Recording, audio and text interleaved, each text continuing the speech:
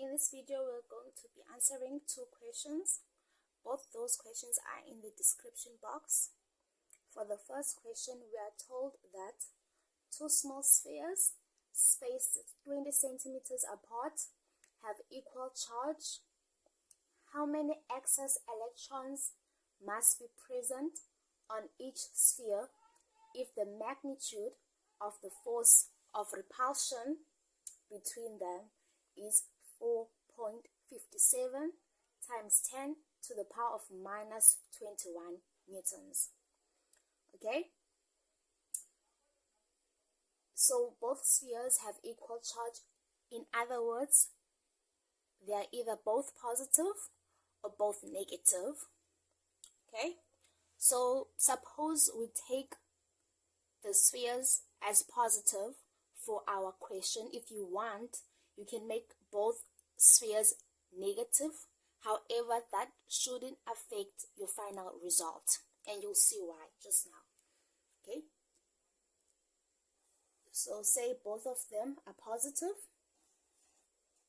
Okay, we know that because like charges repel each other, and because of that, we know that this charge here, we want to move away from this.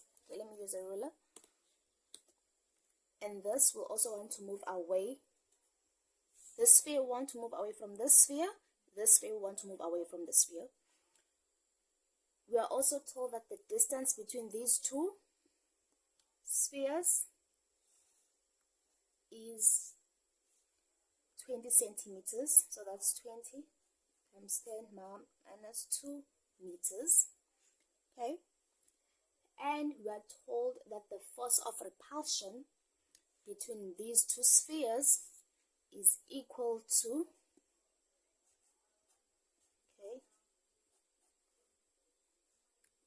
4.57 times 10 power of minus 21 newtons. Okay, and we are asked to find the excess electrons that are present on each sphere given this information.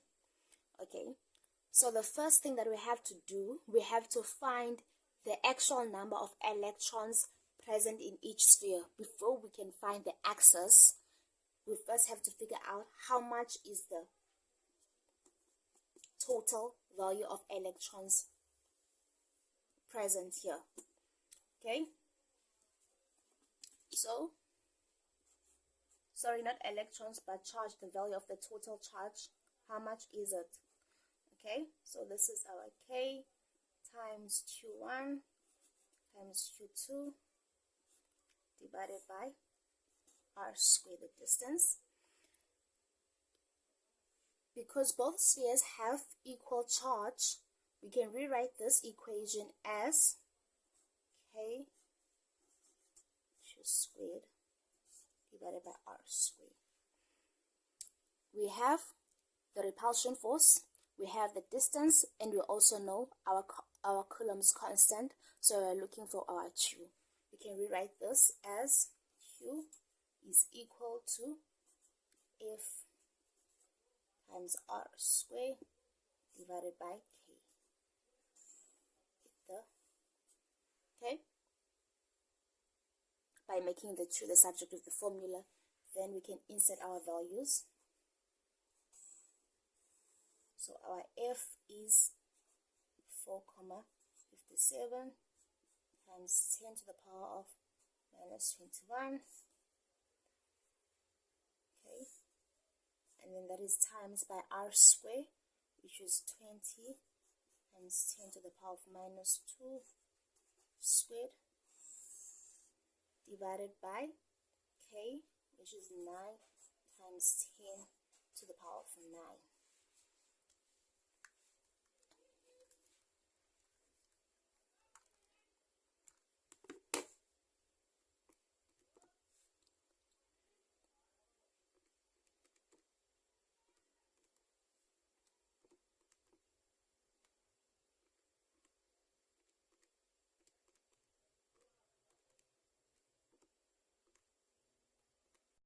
Okay, so this is our value of the charge for each sphere. Okay, and then so since this is our total charge in each sphere, we now want to find the excess electron charge in each sphere. Okay, we know that per electron, each electron has a value of 1,6 times 10 to the power of minus 19 coulombs, right? The value of a charge in each electron. So we're gonna take, in order to find the excess electrons, we're gonna have to take this, which is measured in coulombs, divided by this, right? You can rewrite this as, if you divide each side by the e to the power of negative, you will have 1 is equal to 1,6 times 10 to the power of minus 19 coulombs per electrons. Okay, so we divide this value by our 1. 1 is equal to this. Okay, so we divide that by 1,6 times 10 to the power of minus 19 coulombs per. Okay, so this is equal to 1,43 times 10 to the power of minus 16 coulombs divided by 1,6 times 10 to the power of negative 19 coulombs per electrons. So our excess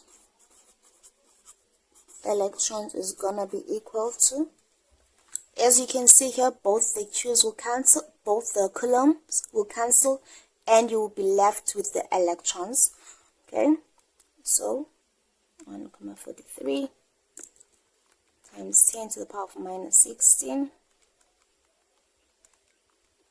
times 10.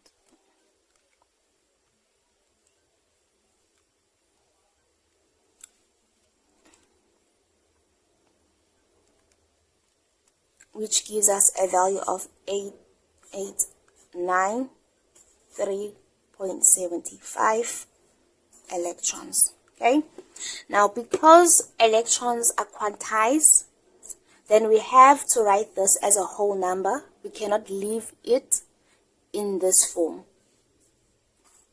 So this is going to be 8994 electrons. Now let's go to our second question. We are told that an average human weighs 650 newtons. If two such generic humans each carried 1 coulomb of excess charge, 1 positive and 1 negative, how far apart will they have to be for the electric attraction between them to equal their 650 Newton weight? Okay, so first thing I will do, I will sketch just to get a general idea of what we are given and what we are not given. Okay, so we have two human beings, okay, and we are told that each carries a 1 coulomb of excess charge. 1 is positive and 1 negative. Okay, I'm gonna draw these human beings as point charges. 1 is positive and 1 is negative. Okay, so based on this, we know that they're gonna move towards each other, right? The two human beings are gonna be moving towards each other because opposite point charges attract each other. And we are told that how far. Okay, we're told that the electric attraction between them is equal to their 650 Newton weight. Okay, so the electric attraction, the force of attraction between them is equal to 650 newtons. Okay, what else are we told? We are told that each human carries a 1 coulomb of excess charge. So we know that Q is equal to 1 coulombs. Q here is also equal to 1 coulombs. Okay, and we are asked how far apart would they have to be for their electric attraction between them to equal to their 650 newtons. So we are looking for our R. We're looking for the distance. Okay, so we know that F is equal to this times Q1 Q2 divided by R squared. Okay, and R is equal to K Q1 Q2 divided by F. So R is equal to 9 times 10 to the power of 9. It's 1 coulomb, so it's 1 times 1 divided by F, which we are given as 650 newtons. I plug this on the calculator.